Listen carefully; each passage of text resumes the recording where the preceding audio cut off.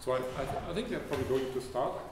I'm very happy to open this panel on China's role and interests in East and Southeastern Europe. The panel is organized by the Graduate School for East and Southeast European Studies here at the University in Munich, and it's supported by the Foreign Affairs Association, which is also based in Munich. The panel is on a very topical question. China has become increasingly visible on the international stage in recent years, after behaving rather passively in the first 20-25 years of economic reform in China. One might recall the famous quote made by Deng Xiaoping in 1990, in the year after the incident at Tiananmen Square, 1 year before the end of the Soviet Union, where Deng Xiaoping pointed out a strategy for his country, and I'm citing, where he said, we have to observe calmly, we have to secure our position, we have to cope with affairs calmly, we have to hide our capacities and bide our time. We have to be good at maintaining a low profile, and we should never claim leadership.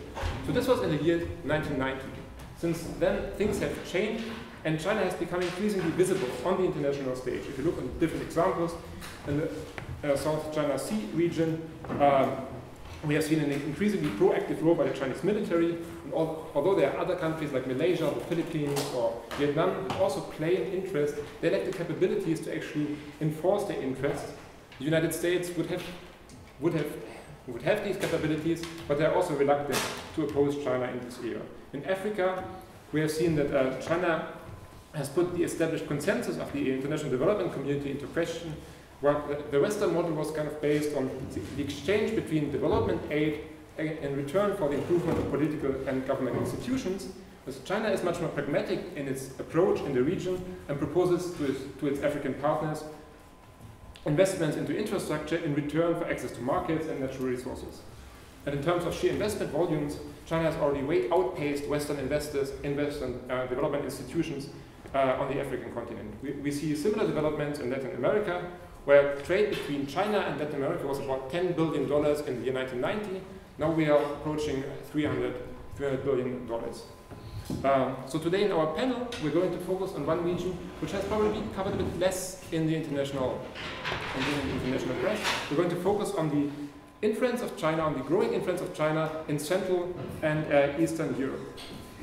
And although this region has probably been covered a bit less in the international newspapers, here as well we have seen an increasing investment by Chinese firms and companies, takeovers of firms in the region, and the region is also playing a very important role in the One Belt, One Road initiative by the Chinese government.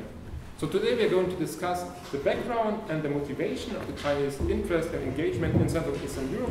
We're going to ask ourselves if there's some kind of behind the increasing presence of China in different regions in the world is a big plan, a grand strategy, or is this just a consequence of China's economic emergence that we see here? And I'm very happy to welcome three distinguished experts on this question, on the role of China in Eastern Europe. Here today for our panel, we have Frans-Paul van der Putten, who is a senior research fellow at the Clingendael Netherlands Institute of International Relations in Den Haag. He holds an MA in history and a PhD from Leiden University, and focuses in his research on the consequences of the rise of China as a major power and on China's New Silk Road strategy. And he has widely published on both topics in international newspapers and academic journals. Then we have Thomas Eder, who is research associate at the Mercator Institute for China Studies in Berlin. He holds a PhD in international law from the University of Vienna, and has also spent some time as a guest scholar at the University of Hong Kong and New York University. And Thomas focuses in his research on Eurasian geopolitics, the relationship between China and the European Union, and transnational security and the international legal order. Finally, we have Alexander Libman, who is professor of social sciences and Eastern European studies here at the Ludwig-Maximilians University in Munich.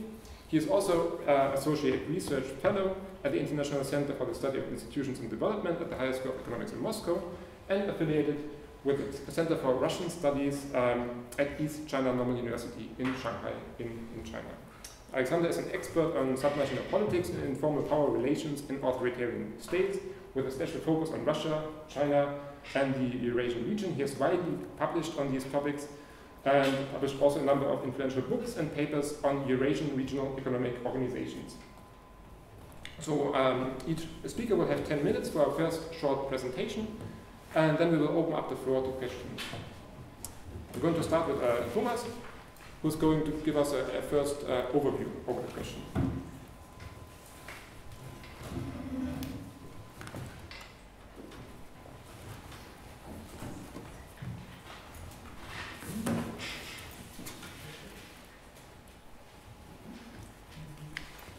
Right.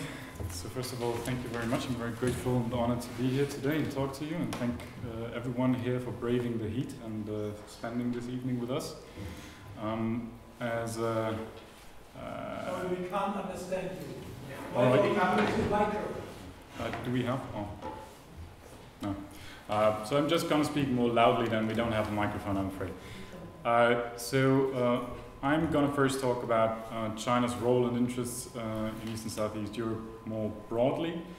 Maybe first I should make a short definitional point. So for the purposes of this discussion, I define East and Southeast Europe as including Central and Eastern Europe, the Balkans, and the Eastern Partnership states of the European Union. Second, 2 points are probably needed in my view for the proper context and a sober debate on the issue of China's role in the region. So this region, firstly, is certainly not the most important to China, neither looking at trade, investment, not for resources, not when we look at the Belt and Road Initiative that my colleague is going to introduce more in depth later on, not when we look at Chinese strategy documents and white papers. So even in Europe, recent Chinese investment, if we can use this way, does not focus on Eastern Europe at all. We can see here on this graph that is very much the big European countries that absorb most Chinese investment, and then regionally, aside from Western Europe, is rather Northern and Southern Europe and not Eastern Europe that attracts most Chinese investment. Chinese trade also focuses on Western Europe and the US and North and Southeast Asia, so the neighborhood of China, and that is also very much the focus of the Belt and Road Initiative so far, the neighborhood. On the other hand, on the other side, so from Eastern and Southeastern Europe, we should also say that for most of these countries, the European Union and its member states are vastly more important in all of these categories that I've listed than China. On the political side, the European Union or accession aspirations are very much a fact of life, and China rather second order. On the economic side, trade relations, and please forgive that these are rather hastily thrown together.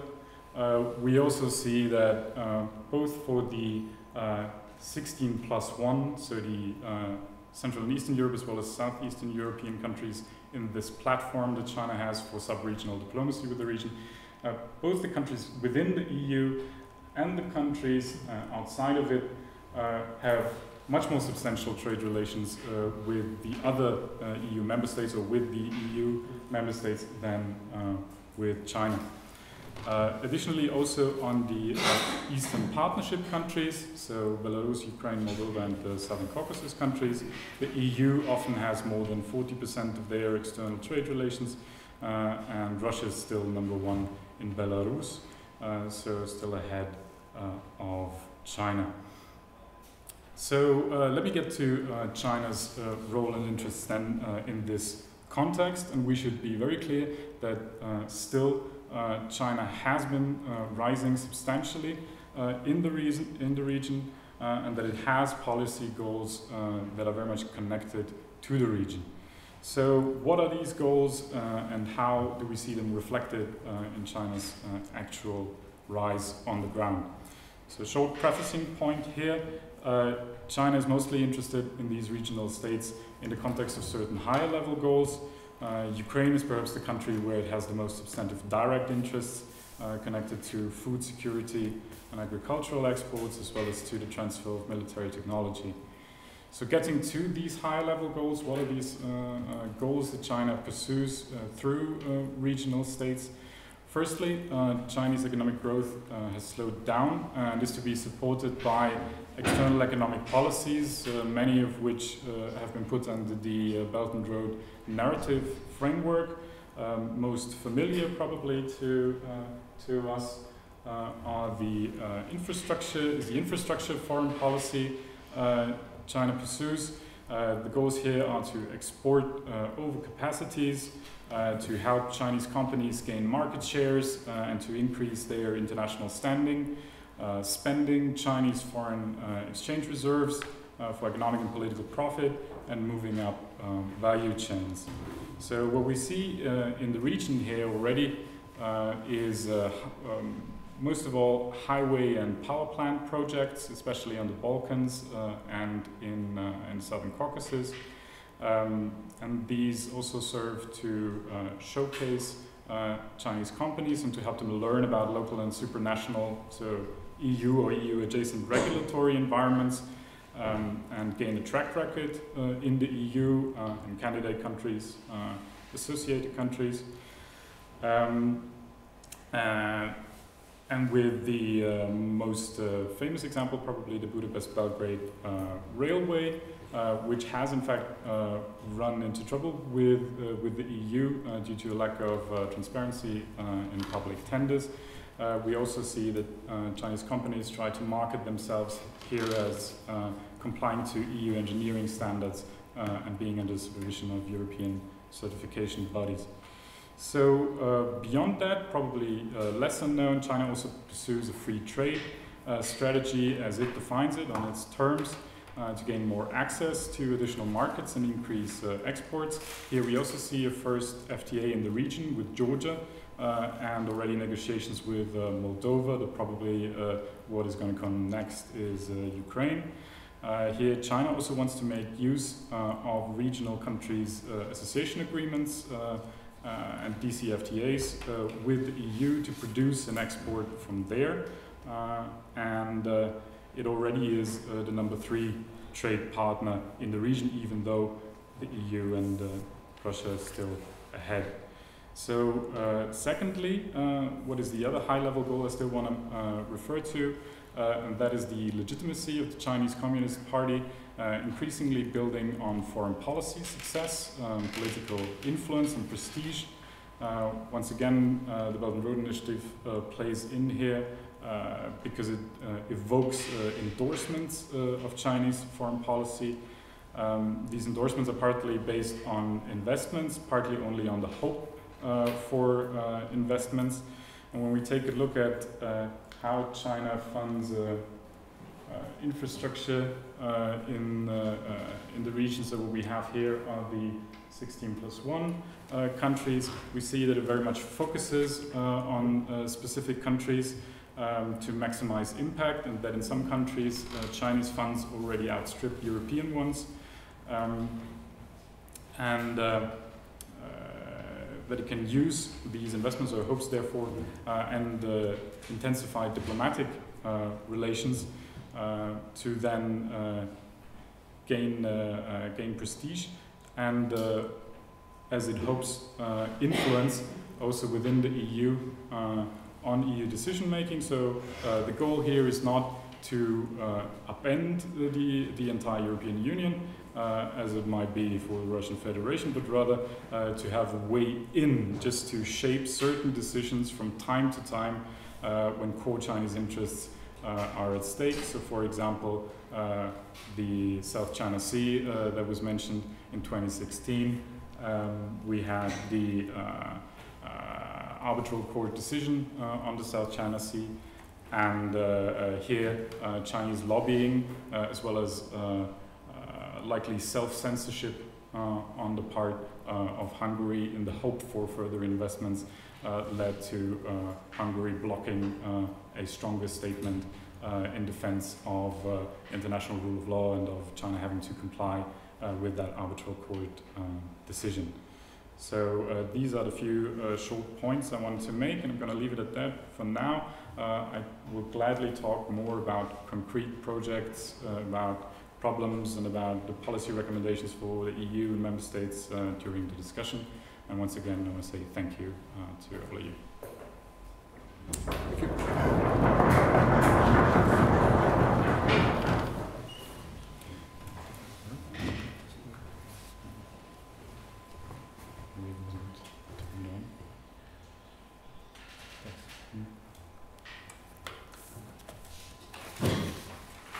So we're then going to move to our second speaker, Frans-Paul van der Schut.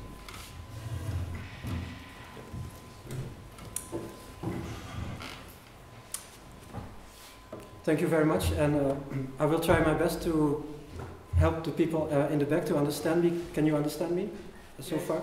Okay, so far so good. I want to use my 10 minutes to focus on a specific sub-topic within China's activities in East and Southeast Europe by looking specifically at Chinese involvement in the port of Piraeus and in the land-sea express route, which is a transport corridor that stretches north from Piraeus into Central Europe. Talking about China's Belt and Road Initiative, so the initiative aimed at creating a model-day Silk Road that we already heard about just now. When it comes to the actual Chinese investment that is related, Chinese investment in Europe that is directly related to the Belt and Road Initiative, and the visibility, the involvement of Costco, which is a Chinese state-owned company in shipping, in the port of Piraeus, is one of the most visible examples so far that we have in Europe. And also the rise of China's influence in the eastern half of Europe is something that is still very new, and we don't have a lot of, when we do research, we don't have a lot of information yet, because everything is just developing since only the past few years. When it comes to Chinese direct investment, this is also the case, of course, with this topic, but in Piraeus, the Costco has been active there now for almost, for about 9 years, you could say. So we already have some material that we can work with. There's already some patterns that we can see. I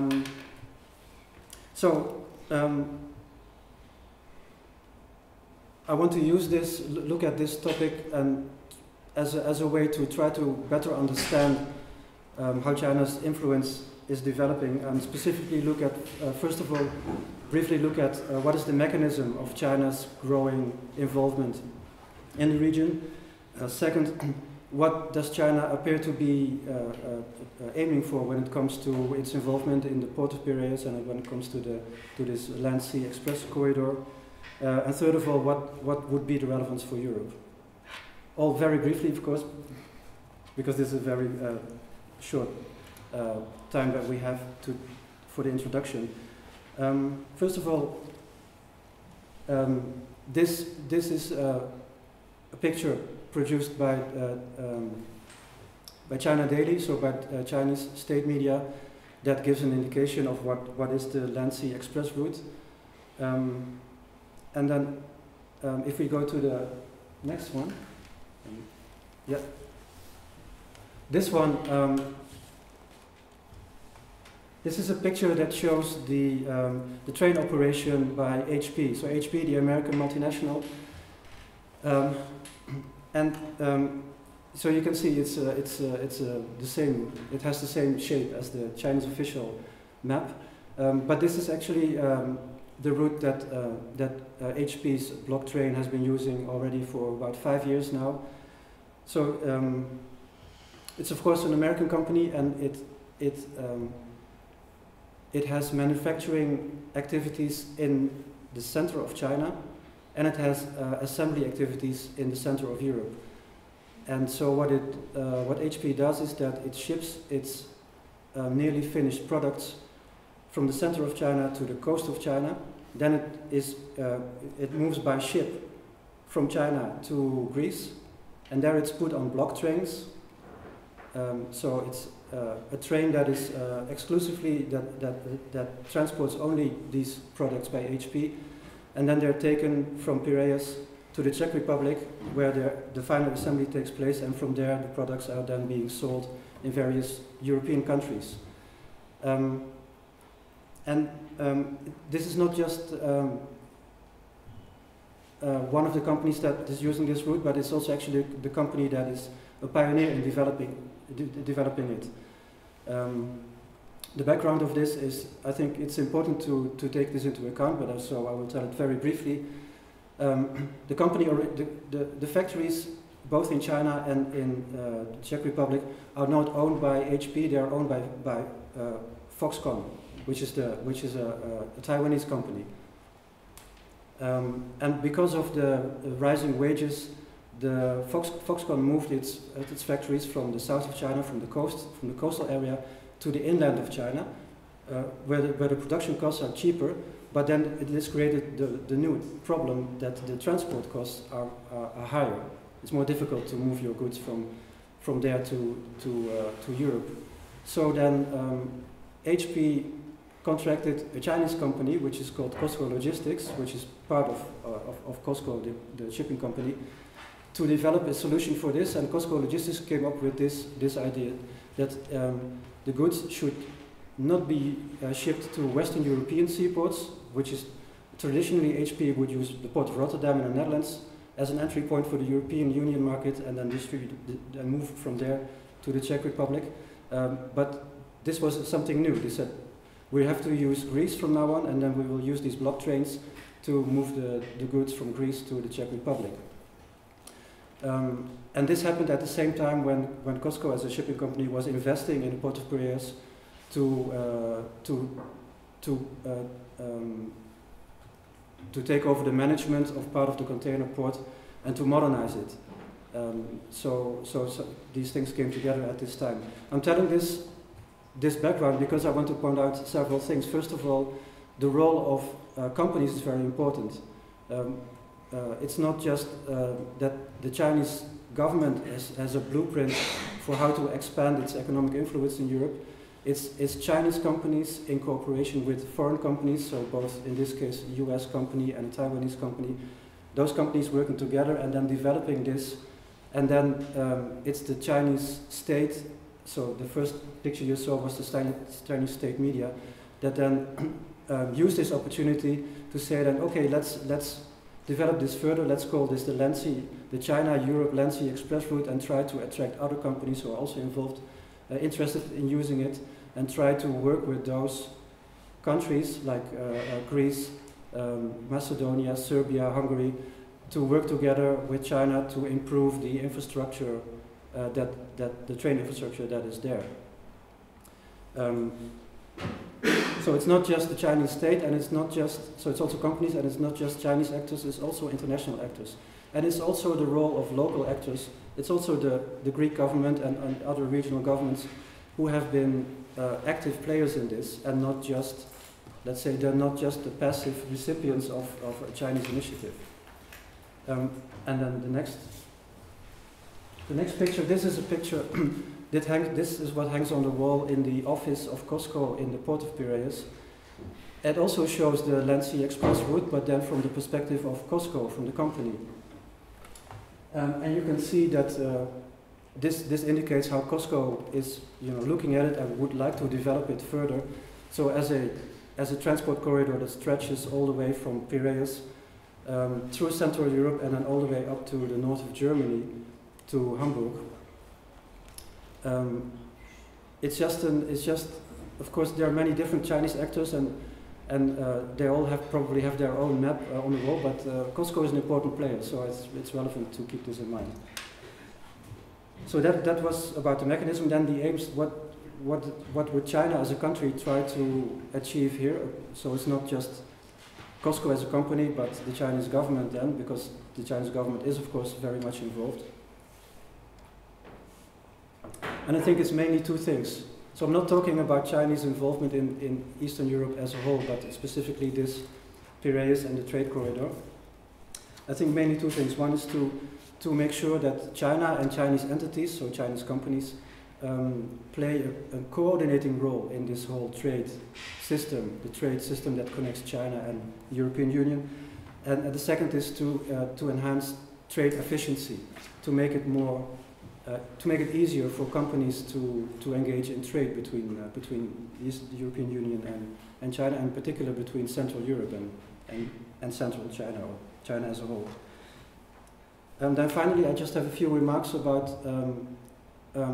observations that are often made in the context of this example. The first one is about strategic dependence. It's often said that China is doing this and thereby it is creating dependence. These countries, for instance Greece is often mentioned as an example, then becoming dependent on China and therefore losing their autonomy in their foreign policy decision making. And I think in the long term and to an important extent, this could indeed be the consequence of this Chinese involvement, but it's important to keep in mind that, for instance, from the perspective of the Greek government still has a lot of autonomy. It's still, it's a Greek decision. It's the Greeks themselves who decide whether or not to veto a European Union common resolution. It's not something that is directed unilaterally from the government in China. And also, this does create strategic dependence in those countries in the southeast of Europe, but we have to keep in mind that the countries in the west of Europe already have a large amount of strategic dependence, because it's the countries in the west of Europe who are mainly dependent on access to the Chinese market, and this has been the case for decades already. This means that those countries in the east that have formerly are not so much tied to the Chinese market are now also becoming more dependent on China. The second is there's a lot of skepticism about the economic viability, and often people say, well, it's a nice plan, but we just have to see if it's going to work, and this is of course true. We have to see if it's going to work, but it's just very early at this stage. It's too early to conclude it is not going to work. It's also too early to conclude that it will work. So I would say it's important to keep the options open. And then finally, about the there's also the observation that China is trying to divide the European countries so that the European Union cannot function as an entity. I think this risk is certainly there, that this is the outcome of what China is doing. And China is certainly happy to use divisiveness among the European countries certainly when it's about issues that are very important to China, like for instance the South China Sea. But I wouldn't say that this is the main goal of why China is doing this. I think it's one of the consequences. Thank you. Thank you very much.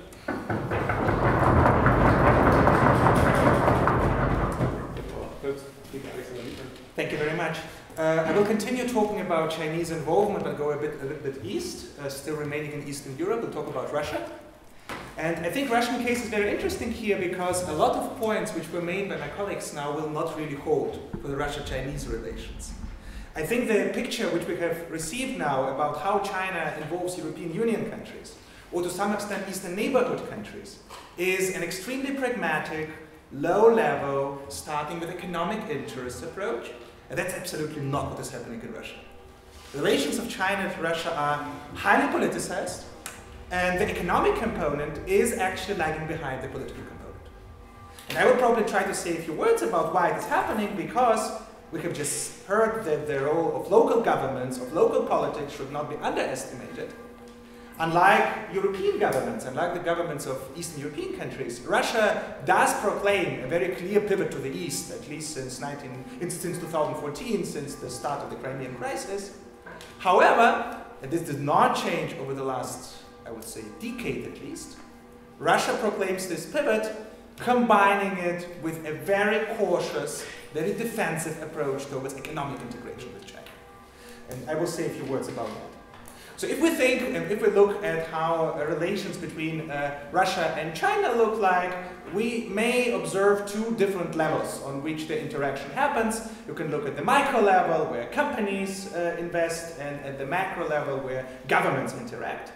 And on the micro level, there is certainly a growing importance of China for the Russian economy. Not only is China now the major trade partner of Russia, the Chinese investment, if you look at the accumulated FDI data and look at the data of the Eurasian Development Bank, which is the most reliable now, increased from 2009 by 8-fold. So there is a major presence of China where it has not been a decade ago.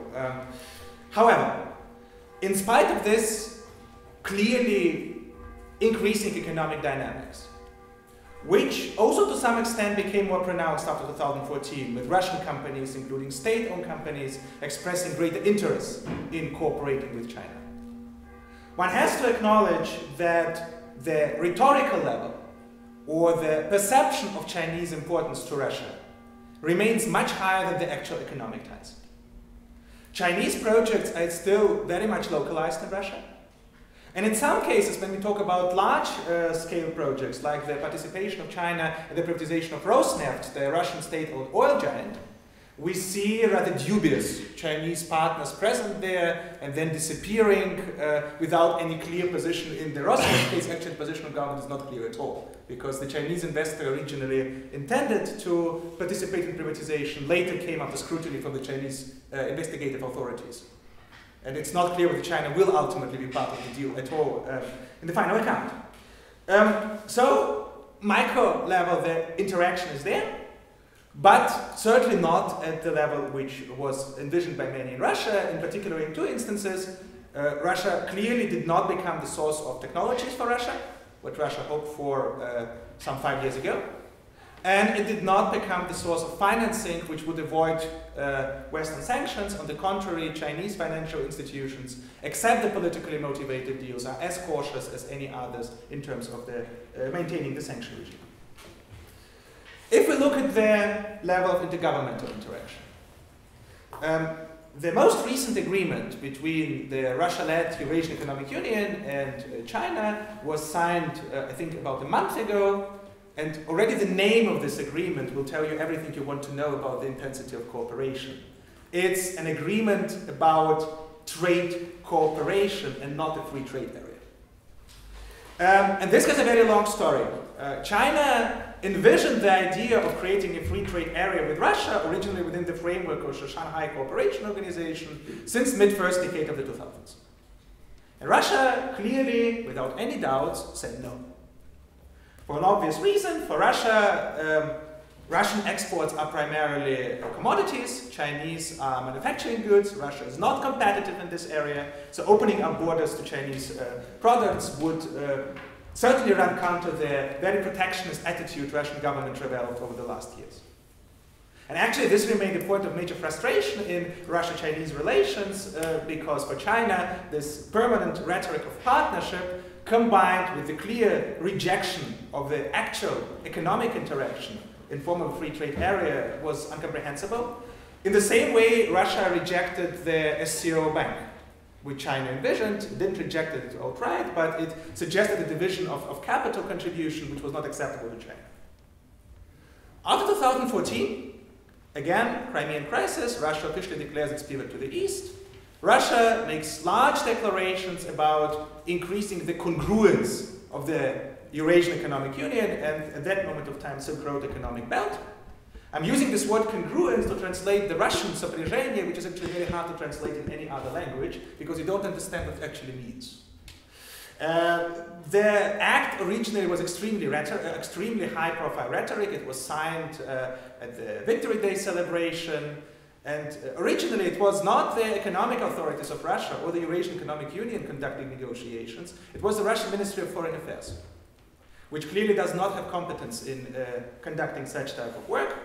Later, Eurasian Economic Commission stepped in to result in an agreement which does not reduce the customs duties between countries, however, should serve as a tool facilitating economic exchange, in particular in area of non-tariff barriers. So, if we look at the interaction at the official level, again, we have very high-profile rhetoric which is not backed by the actual economic cooperation. In this case, also because Russia is pushing back, fearing that it will remain uncompetitive in terms of more intensive economic cooperation. Now, we have already briefly mentioned the transportation corridors which China envisions for Eurasia. Russia's attitude to that is also ambiguous. First of all, because Russia itself holds a major transportation artery, the Trans-Siberian Railroad, and it invested substantial effort into modernizing it, into increasing its capacity for transporting goods from the east to the west. And second, because it's not clear at all insofar the transportation arteries we talked about will serve as a tools promoting economic development of the countries in between. And Russia happens to be a country in between for these transportation arteries. Clearly, it benefits the exporting countries in the East, it may benefit the European Union in terms of getting access to these goods. However, after the construction projects are completed, the presence of high-speed transportation of goods from the East to the West will hardly provide any impetus for the countries through which this transportation is going on. So again, Russia is very cautious in this respect. And again, high-profile rhetoric. The signing of agreement I mentioned was accompanied by the statement that there are about 40 logistic projects the Eurasian Economic Union is planning jointly with China, differs substantially from what's happening on the ground. So if I may sum it up, the situation appears to be the following. In terms of Russia-Chinese economic relations, we observe extremely high level of political debate about it, combined with, and one cannot reject it, certain increase of economic interdependence, which, however, is massively lagging behind what the rhetoric is. Maybe as a last remark, which is also important for understanding China's role in Russia, you justly said the main concern the European Union has about Chinese investments is their possible ability to undermine the procedure and the rule of law, in the sense how the contracts are allocated, how the transparency in public procurement works. For Russia, it's not a problem, because Russia itself is not a paragon of transparency and of upholding laws and rules in terms of public procurement. So here one can hardly expect any negative, but also any positive effects from Chinese investors coming to the country. It's really about the purely economic consequences of the investments. Thank you very much.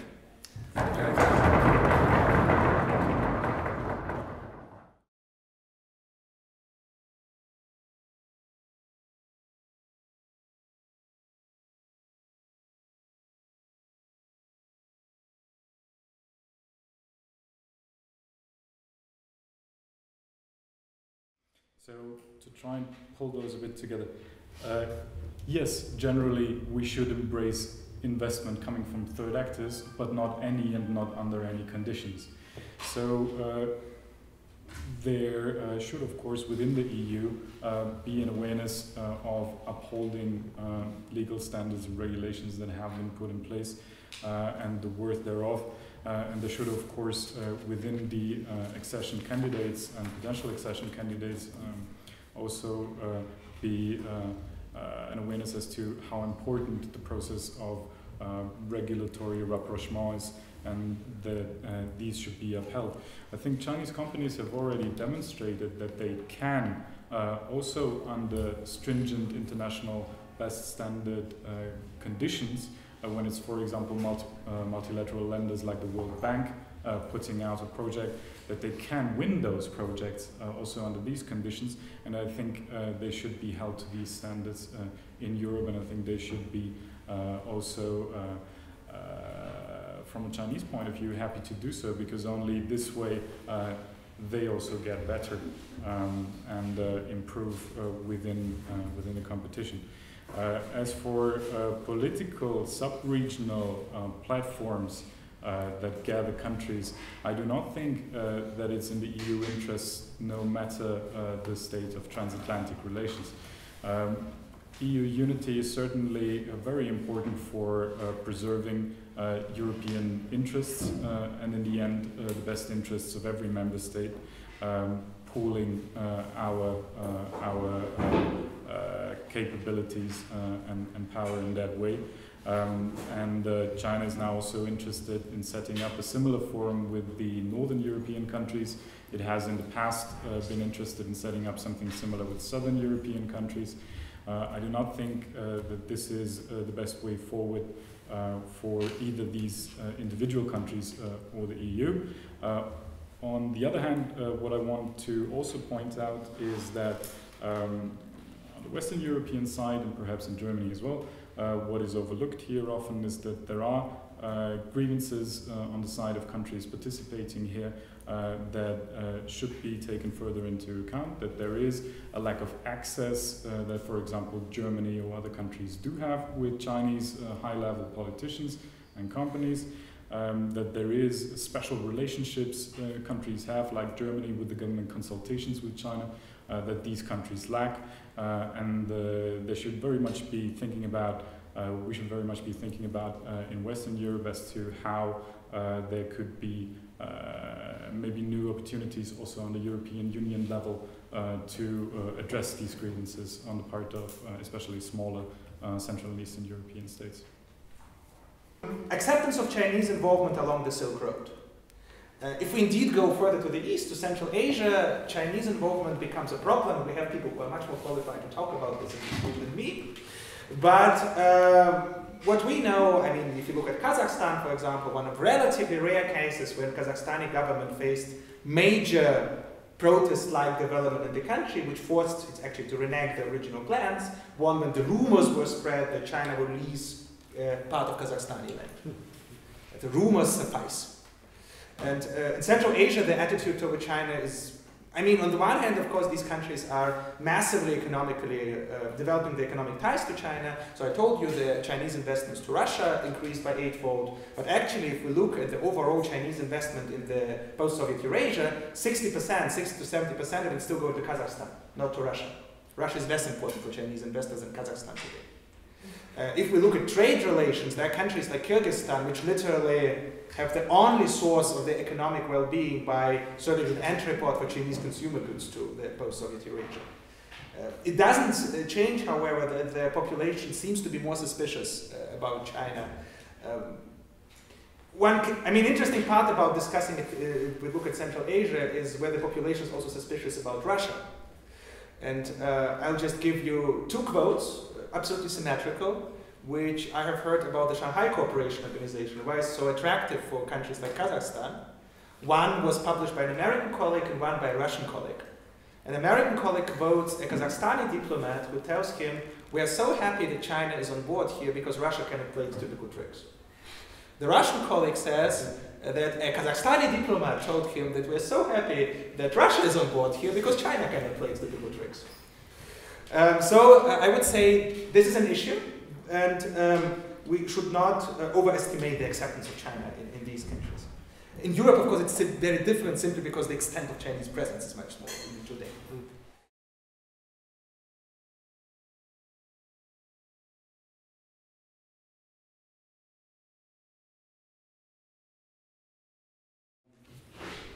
This is indeed becoming more visible, not in Europe, but outside Europe, with China establishing a naval base in Djibouti.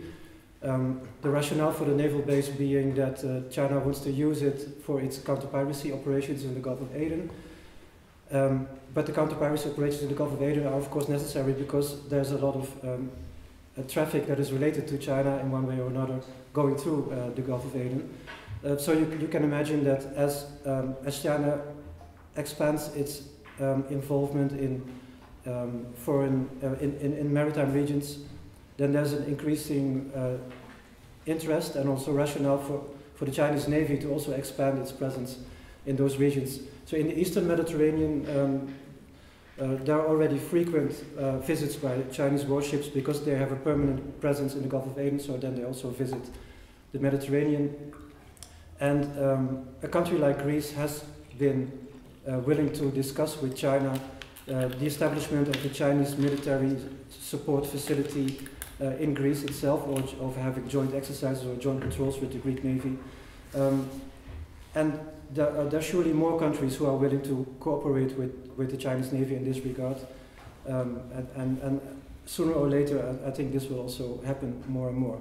So there is a military dimension, but it's something that follows the sort of the expansion of China's commercial activities.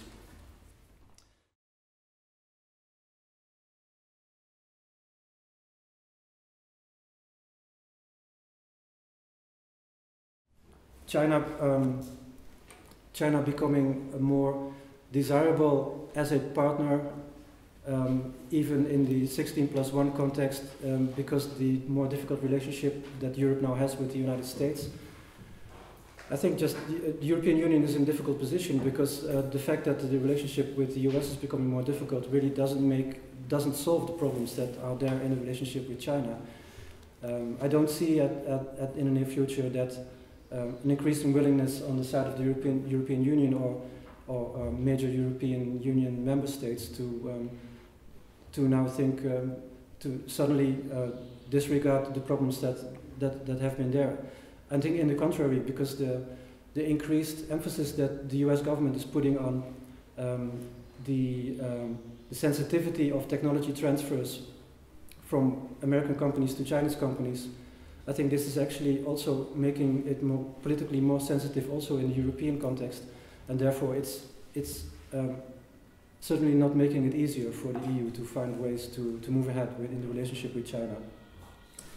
And the perception or the reception of Chinese involvement in countries that are involved in the Belt and Road, so the local perception, it differs per region and per country. So if we just look at the European countries, even there, I think the main obstacle that we have is that most people simply are not involved in the Belt and Road Initiative at the local level because there are not so many projects in Europe of the Belt and Road Initiative that affect people at the local level. We have an increasing number of train connections going between Europe and China, but not many people are really involved in this or really notice anything that this is going on. So again, here I would say that Costco's investment in Piraeus and what Costco has been doing to develop the port of Piraeus is the most relevant experience that we have so far. And so therefore Greece is an important case, and the public perception in Greece of Chinese involvement is quite positive on the whole.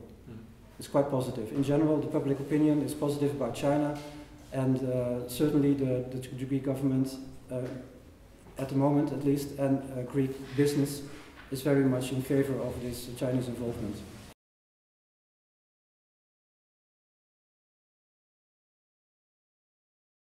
I mean, it's a very popular topic now, about authoritarian regimes supporting other authoritarian regimes, consolidating authoritarian rule. The popularity of this topic, unfortunately, doesn't match the quality of empirical evidence we have on that. Because, somewhat simplified, it's not clear at all insofar any external actor can be sufficiently powerful, sufficiently strong, to massively affect the political development in the country. In all Eastern European states in which we observe what is very often labeled as authoritarian tendencies, let's better call them populist tendencies, it will be more accurate, or in countries of the post-Soviet space where we observe outright autocracies, these regimes are homegrown. They are not product of Chinese or of Russian or of any other external influence. This external influence could hypothetically matter at the margin. In case when the trajectories of development is undecisive, I doubt that Chinese presence in any country today is sufficient today to really generate this type of effects. However, it is an empirical question, which is requiring further research, and I know that this research is done. That is one thing. Another question, or your question about so the Chinese political system becoming more authoritarian. And I think the main issue for a long time that has existed in Europe-China relations when it comes to China's domestic political system is the issue of human rights, and it's the issue of human rights inside China itself. And despite the fact that the authoritarian style of governing in China is becoming stronger under Xi Jinping, we can see that human rights as an issue in the bilateral relations with China from the European side is decreasing in importance. So I think over the past 10 years, human rights have become a lower priority issue in Europe-China relations, and this tendency probably will continue. So the more economic and geopolitical issues becoming more important and human rights becoming less important.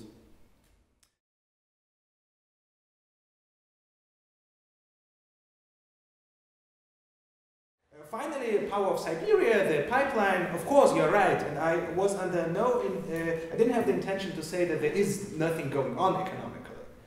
economic relations between Russia and China did increase quite dramatically in the last years. The only point I was trying to make is that these relations did not account to major reorganization of the Russian economy, which is still very much focused towards Europe.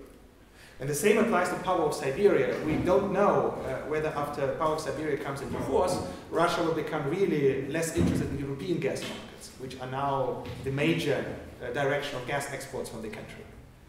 Probably not, simply because there's a lot of infrastructure already existing in the West. But of course, a lot is going on, but one shouldn't underestimate it. All right. So maybe let me briefly go to China, Russia, and China, Central Asia, because this is also something, if I may, that I have worked on a lot in the past. Shortly on the pipelines, so China has certainly been very apt at using moments of Russian weakness to get good contracts. So right after the financial and economic crisis, 2008 and 2009, the oil pipeline, East Siberia Pacific Ocean oil pipeline branch to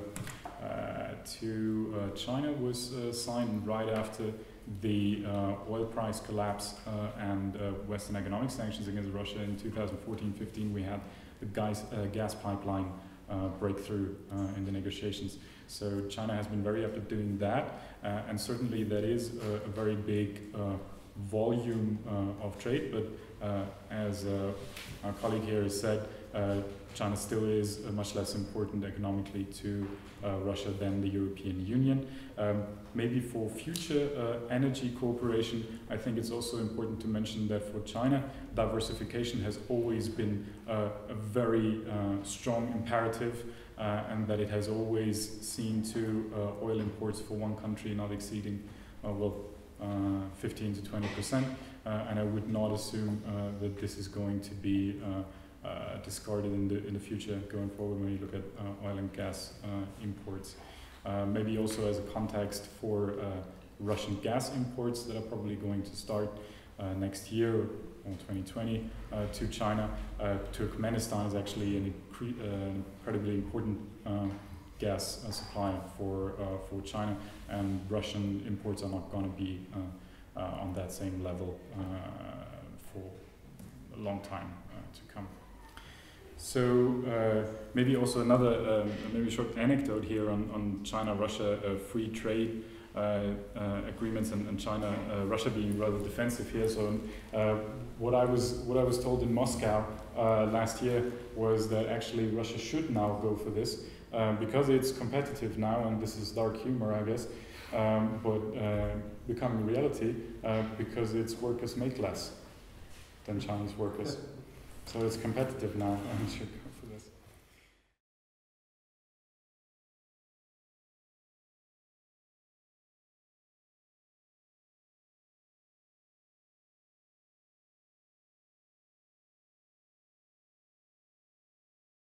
So if you have closed procurement procedures, then obviously that lends itself to corruption and fueling patronage networks in recipient countries. So for example, in Hungary, patronage networks connected to Prime Minister Orban supposedly profited a lot from the rail project Budapest-Belgrade, which is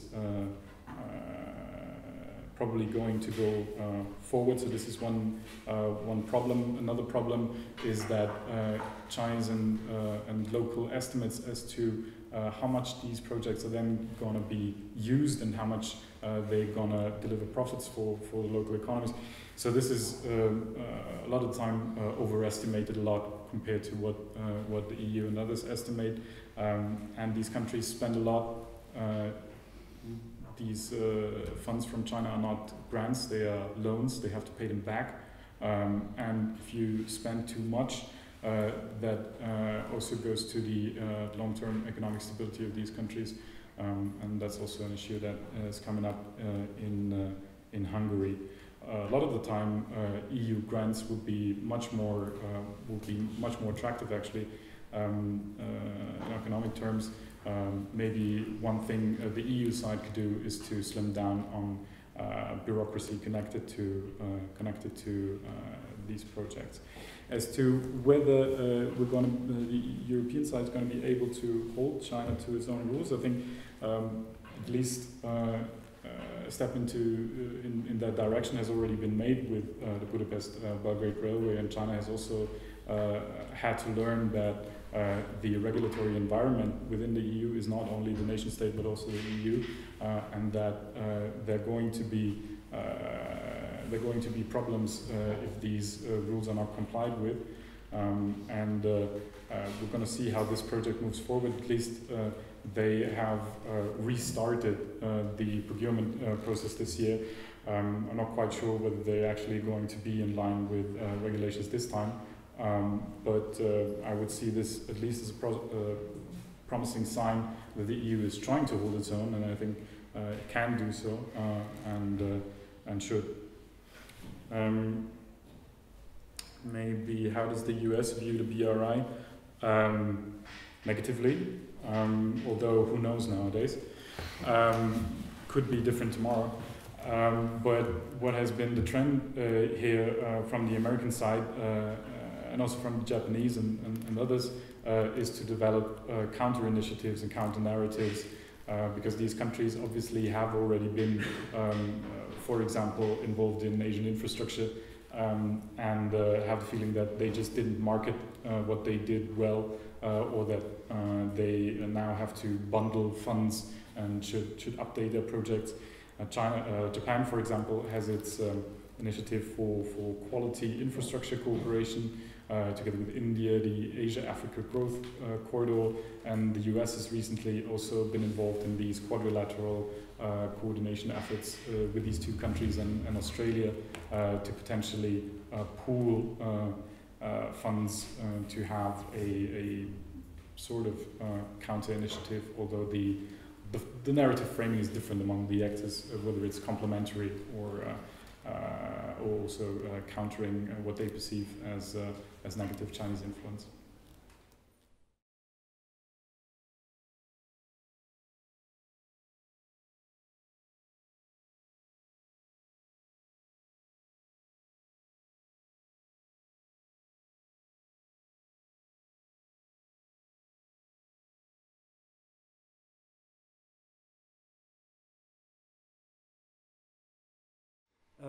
I would like to address this topic from the perspective of what is the fundamental issue here. It's not just about the media and how China can use the Western media.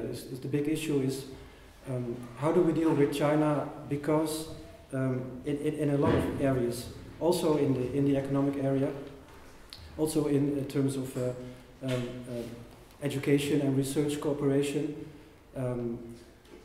How do we deal with a country that has that symbol of that represents a huge concentration of power? China is not just a major country. China is also unique in the sense that it has a political system that is dominated by a single political party. The party dominates the state, and the state is directly involved in all parts of society. This is not just a domestic characteristic of China, it's also something that is a fundamental characteristic of China's foreign relations.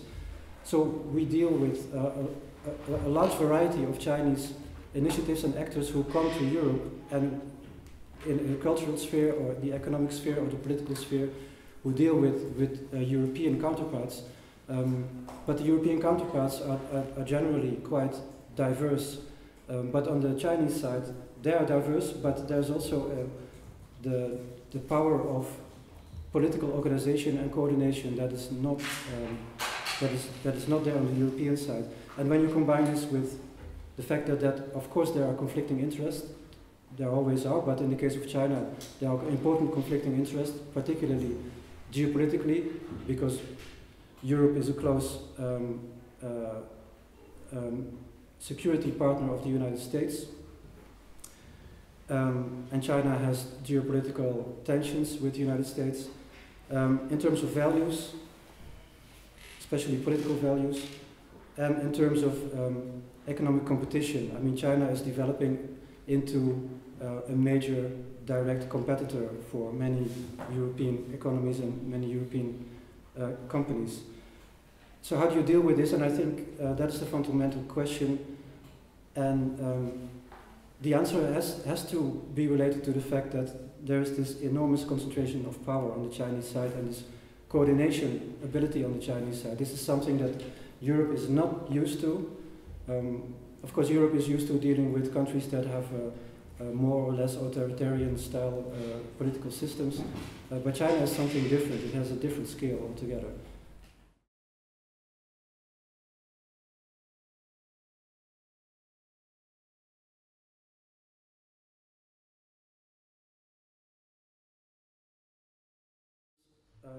If you look at Chinese workers in Europe, I think there's a big difference, and also the issue of xenophobia and how China can anticipate or respond to this. In many developing countries, like in Latin America, Oceania, Africa, there are some huge projects where China brings in Chinese workers to carry out the project. And there's also large numbers, in many countries, large numbers of Chinese entrepreneurs who set up small businesses, small stores, shops, to sell things. I think the European context is quite different. There haven't been any major Chinese projects inside the European Union where China brings in a lot of Chinese workers. In the port of Piraeus, where China has been modernizing the port, China has been using local companies mainly to do it, and also the port workers are Greeks. So in the European case and in Eastern Europe, I think it's mainly the increasing influx of Chinese tourists, Chinese business people who are there just not for a long term, but maybe just for a short stay. Chinese students, of course. And this can also create issues that need to be addressed, and I think, well, China's government is still in the process of learning how to work with this. Thank you very much. First of all, maybe a couple of factual things. Xi did not announce that he's going to stay. It's how we interpret what is going on in China. I mean, there was no public statement, I'm going to stay forever. And I don't expect this public statement to happen, to be honest. So we need to be cautious. And the same way, human rights and authoritarianism are of course linked with each other, but these are two different things. Authoritarianism is how countries governed.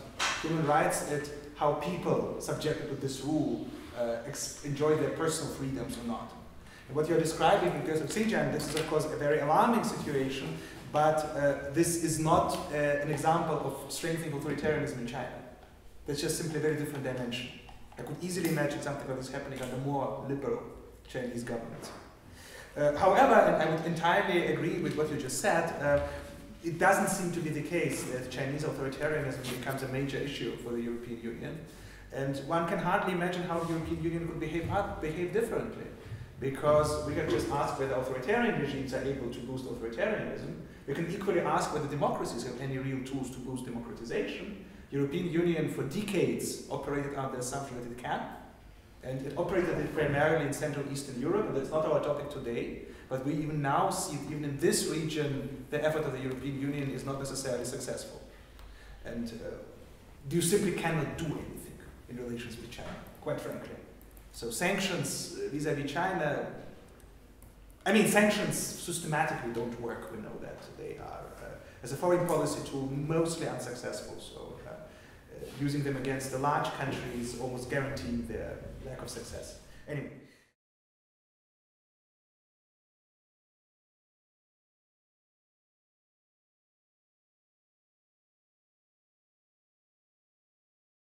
I think I would distinguish here between the situation in Eastern Europe and the situation in Central Asia.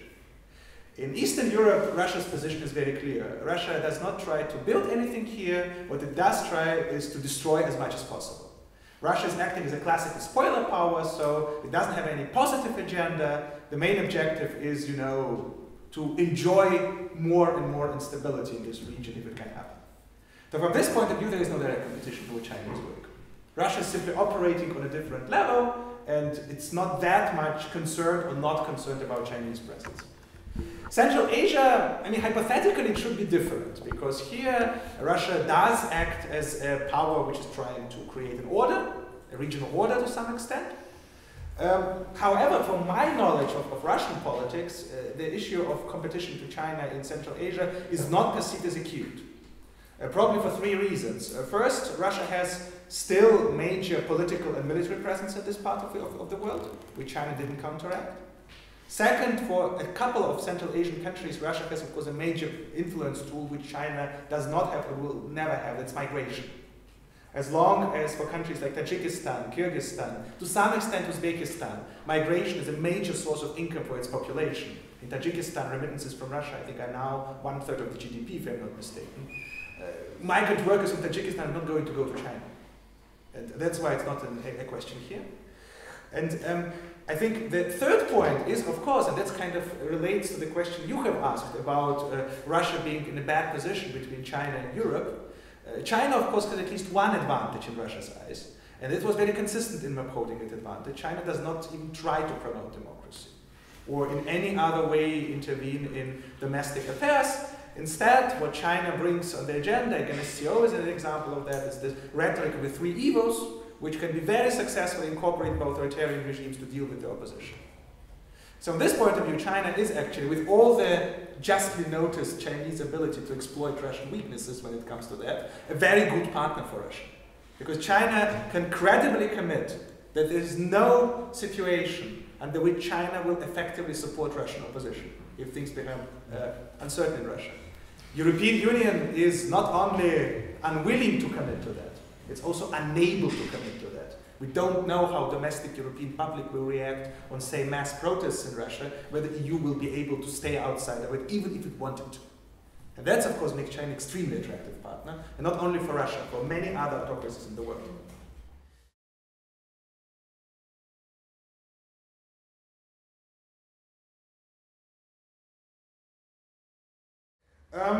Finally, the attitude of the United States to the Chinese initiatives, you're right, it's a major problem for the US. And not only because of the US is inventing new initiatives now, because the US already had some initiatives in this region.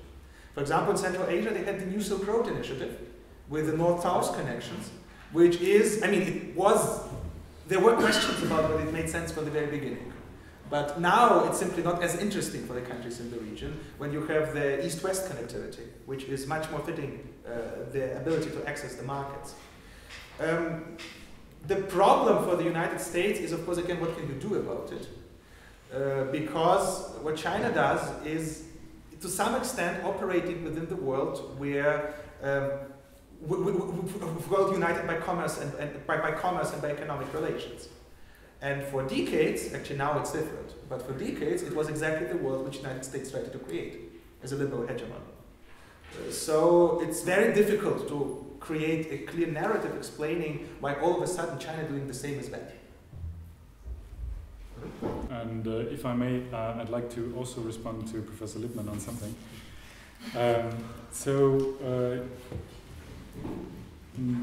Maybe 2 points. Sanctions do not work. Well, it depends on what you want to do with them. I think there have been cases where limited goals could be furthered. Maybe we got to think multifactorial, but as one factor.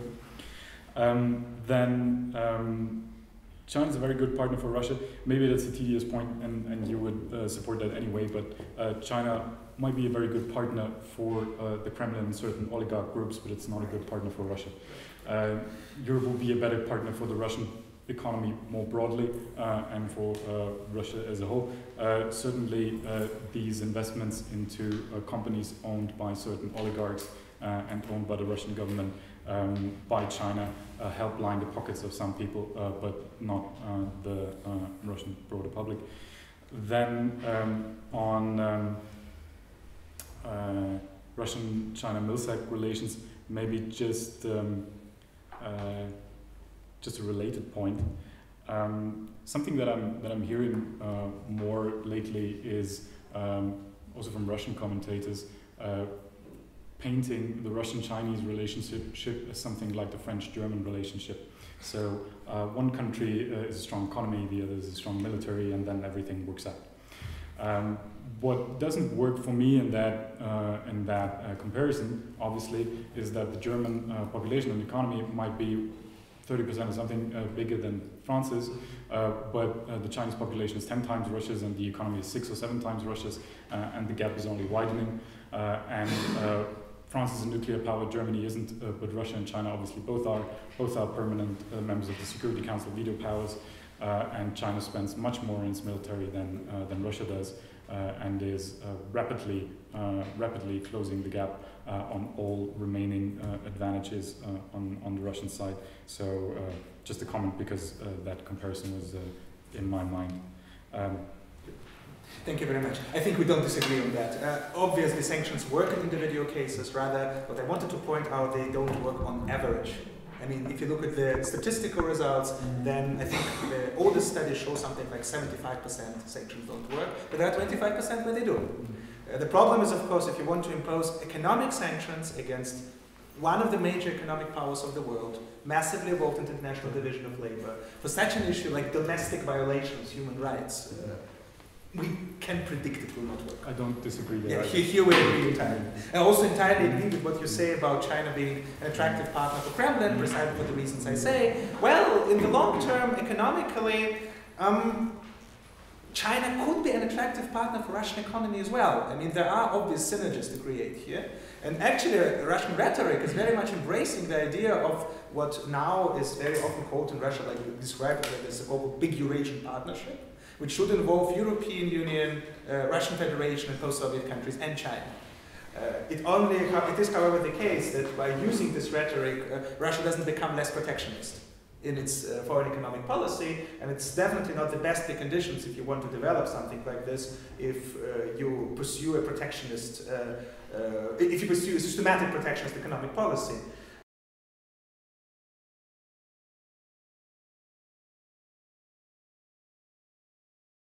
Yes, also, and maybe my colleague from the Netherlands can say more on that, it's also part of the Belt and Road Initiative. It's one of the 5 policy goal pillars to have people-to-people relations, and it's very broad and very vague, and what is put under there, so scholarship programs have been skyrocketing. Central Asia is one focal point, but then also joint schools and cultural institutes and cultural years and festivities, and I think tourism is also lumped under here, and so certainly much happening that authorities might perceive as giving them some sort of soft power across the board. Yeah. That's the same view that I also have. Definitely, the cultural dimension is an important element of how China presents the Belt and Road Initiative. But compared to the economic dimension, it's even more difficult for us to see what constitutes a cultural activity that is part of the Belt and Road. I mean, but certainly Chinese entities are very much engaging with their counterparts in the cultural sphere in all these countries that are also covered by the Belt and Road Initiative.